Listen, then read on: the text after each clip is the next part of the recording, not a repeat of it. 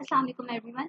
आज की इस वीडियो में हम सीनियर एज का कुछ प्रैक्टिस क्वेश्चंस जो हैं वो सॉल्व करेंगे। वैसे तो आप लोगों ने मेरी सीनियर एज की वीडियो देखी होगी और उस वीडियो के एंड में मैंने एक क्वेश्चन सॉल्व करवाया था आप लोगों को, बट फिर भी अगर कोई भी कंफ्यूजन रह गई हो तो वो इंशाल्लाह इस वीडियो में क्लियर हो जाएगी।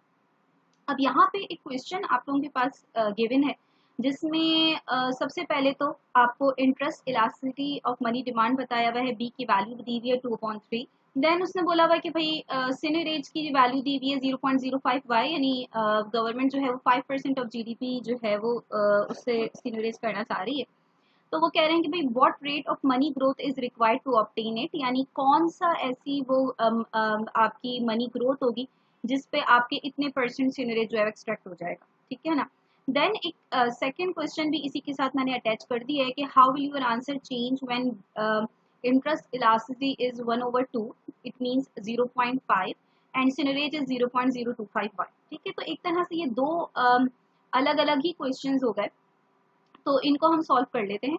अब देखिए, जब भी आपके पास क्वेश्चन गिवन है जिसमें आपको बताया गया है कि भाई बोला गया है कि लेट बी इक्वल टू 2/3, तो हमें पता है कि भाई जो growth rate of money supply है वो आपका रेसिप्रोकल होता है इस बी की वैल्यू से। तो सबसे पहले तो हम यहाँ पे देख लेंगे कि अगर ये बी की वैल्यू ये है आपकी, इट मीन्स कि आपकी जो growth rate of money supply होगी उसकी वैल्यू क्या होगी 3/2, ठीक है, क्योंकि ये इसका रेसिप्रोकल है। सही है। अच्छा, फिर हमें ये बात पता है कि भाई जो ऑप्टिमल सीनियरेज है वो 10% ऑफ जीडीपी होता है, ठीक है। तो ऑप्टिमल सीनियरेज हम अपनी उस प्रीवियस वीडियो में भी देख चुके हैं कि ये हमेशा 10% ऑफ जीडीपी के इक्वल होता है, ठीक है ना। तो ये हमेशा आपका यही होता है, ठीक है। अब प्रीवियस वीडियो में मैं ऑलरेडी सीनियरेज का, मैंने ऑप्टिमल सीनियरेज का एक फॉर्मूला जो है वो डिराइव किया था, ठीक है। तो वो मैं दोबारा से डेरिवेशन पे नहीं जाऊंगी, बट मैं डायरेक्टली जो है वो इक्वेशन यहाँ पे जो है वो लिख रही हूँ। और वो फॉर्मूला था आपका growth rate of money supply multiply by constant exponent की power minus b growth rate of money, ठीक है। ये फॉर्मूला था। तो सबसे पहले आपने क्या करना है, आपने कांस्टेंट फाइंड करना है। तो कांस्टेंट फाइंड करने का बहुत ही आसान तरीका है। सबसे पहले ऑप्टिमल सीनियरेज की जगह पे हम वो 10% लिख देंगे जो कि इक्वल है 0.10 के। Then growth rate of money supply की जगह पे हम यहाँ पे ये लिख देंगे। कांस्टेंट हमने फाइंड करना है तो ये अननोन है हमारे लिए। देन बी की वैल्यू भी हमें पता है और growth rate of money supply की वैल्यू भी हमें पता है। तो ये कैंसिलेशन हो जाएगी इनकी और हमारे पास ये निकल के आ जाएगा, ठीक है। अब आपने क्या करना है, सिंपल आपने कांस्टेंट को सेपरेट करना है, ठीक है ना, क्योंकि आपने उसी की वैल्यू फाइंड करनी है। तो 0.10 मैंने यहाँ पे लिखा, यहाँ से 2 डिवाइड हो रहा था, वहां जाके आपका मल्टीप्लाई हो जाएगा, यहाँ ये मल्टीप्लाई हो रहा था, वहां जाके डिवाइड हो जाएगा, ठीक है। और ये सिंपल कैलकुलेशन है, ये आप कैलकुलेशन कर लेंगे तो ये आपके पास कुछ इस तरह का आंसर आ जाएगा 0.0666। अब नेक्स्ट स्टेप हमारा क्या होगा, क्योंकि हमने कांस्टेंट को सेपरेट करना है, तो ये जो यहाँ पे एक्सपोनेंशियल की पावर -1 लिखा हुआ है उसको हम वहां लेकर चले जाएंगे तो वो डिवाइड में आ जाएगा,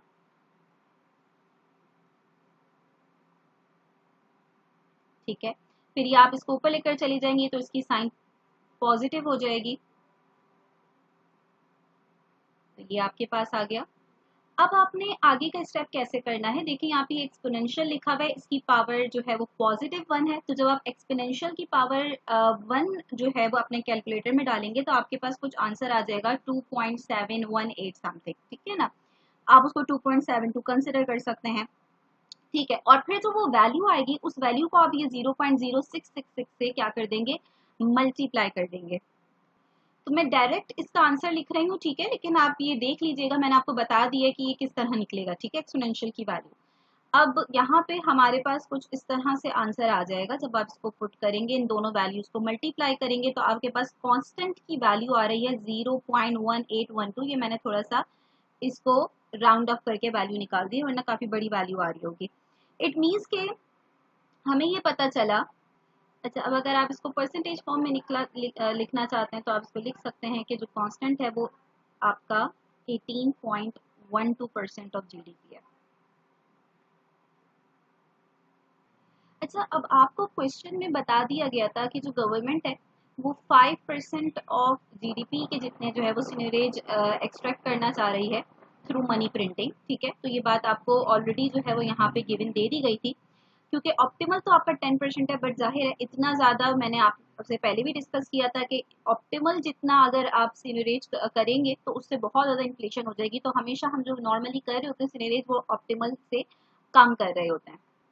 अब मैं इसको यहीं पे सॉल्व कर लेती हूँ। ठीक है, अब फॉर्मूला वही हमारा है, लेकिन अब हम ये देखना चाह रहे हैं कि भाई ये जो सिनरेज है जो कि वो करना चाह रही है विच इज 0.05y, ठीक है, यानी वो 5% ऑफ जीडीपी के इक्वल सिनरेज एक्सट्रैक्ट करना चाह रही है, तो उसके लिए कितना मनी ग्रोथ रिक्वायर्ड होगा, इतना परसेंट सिनरेज एक्सट्रैक्ट करने के लिए उसको कितनी मनी ग्रोथ रिक्वायर्ड होगी। ठीक है ना, तो फॉर्मूला सेम हम जो फॉलो करेंगे वो यही वाला है जो कि यहाँ पे मेंशन हुआ हुआ है, लेकिन यहाँ पे अब growth rate of money supply जो है वो हमारे लिए अननोन है, हमें फाइंड करना है, जबकि जो कांस्टेंट की वैल्यू है वो अब हमें पता है, हमने अभी जो है वो अपनी निकाली है, जो कि हमारे पास आई थी 0.1812। ठीक है, बाकी आप फॉर्मूला रेस्ट जो है वो आप यहाँ पे लिख दें। आपको बी की वैल्यू पता है 2/3 और growth rate of money supply तो हमें फाइंड करना है। ठीक है ना, अब हम इसको थोड़ा सा सॉल्व कर लेते हैं। तो ये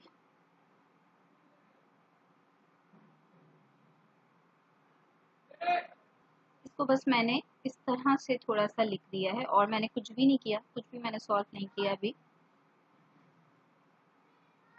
मैंने इस तरह से यहाँ पे लिख दिया है। अच्छा, अब हम ये कैसे निकालेंगे ऐसा growth rate of money supply जो कि इतना सीनियरेज एक्सट्रैक्ट कर दे, तो ये ट्रायल एंड एरर मेथड से होता है। ठीक है, ये पहले भी मैं आप लोगों से डिस्कस कर चुकी हूँ बात।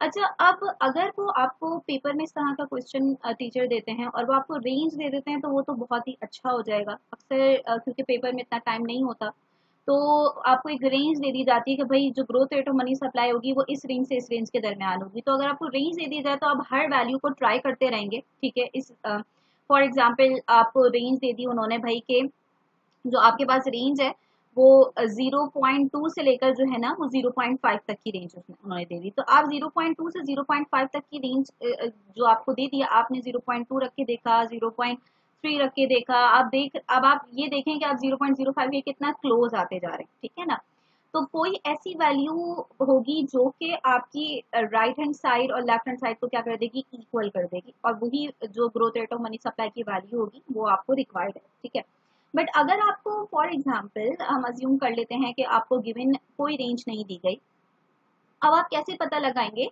देखिए, 10% जो ऑप्टिमल जो आपका सिमुलेश था उसमें उसने growth rate of money supply बताई हुई है 3/2 विच इज इक्वल टू 1.5।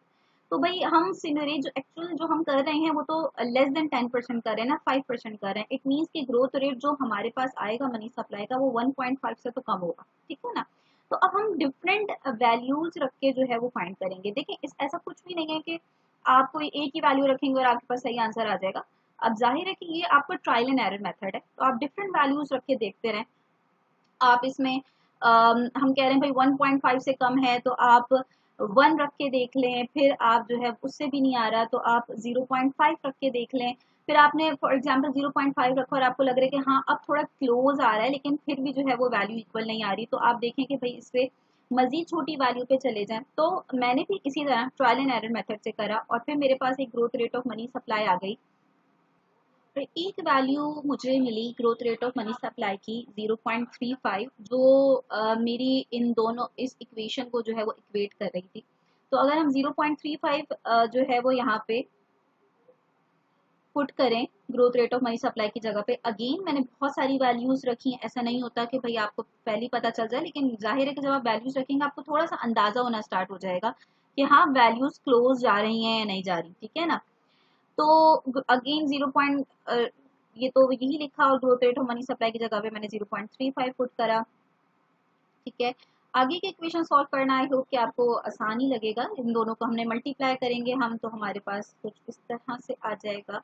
और फिर आप इस दोनों टर्म को, फिगर्स को भी मल्टीप्लाई कर दें तो आपके पास ये आ जाएगा 0.233 समथिंग। देन आप एक्सपोनेंशियल की पावर माइनस में ये रख दें तो आपके पास वैल्यू आ जाएगी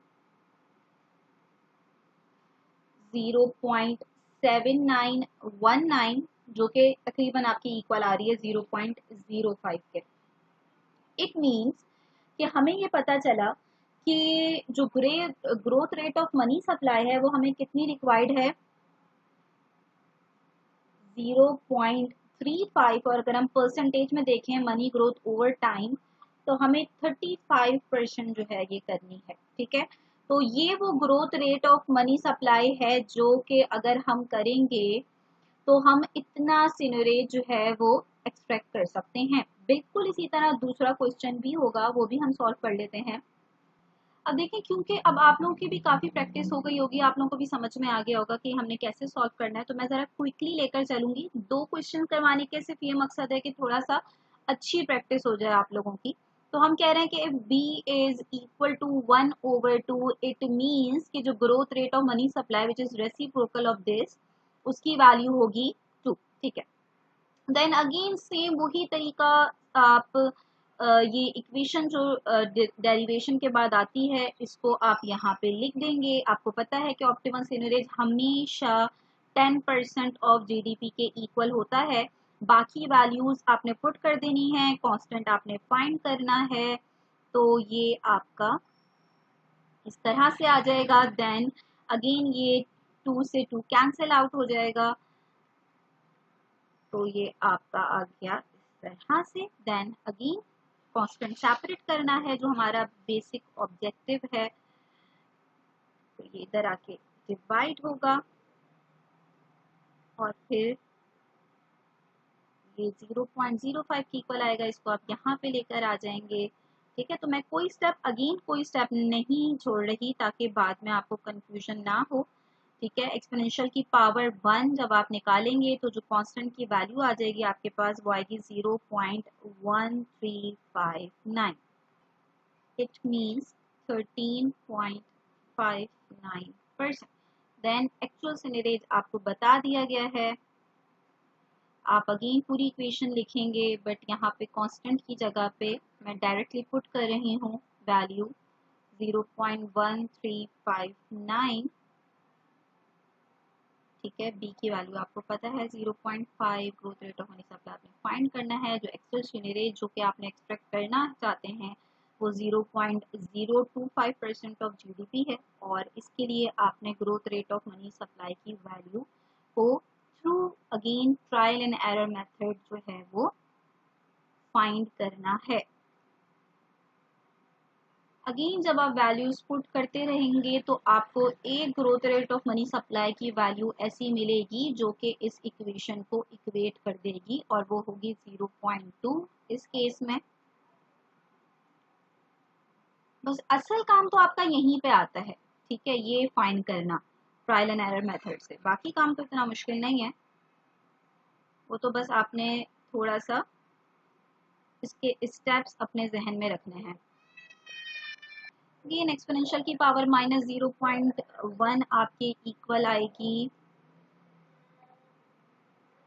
0.9048। ठीक है, और फिर ये तकरीबन आपके इक्वल आ जाएगा 0.025 के। इट मीन्स कि आपको कितनी growth rate of money supply required है, 0.2 और 20%।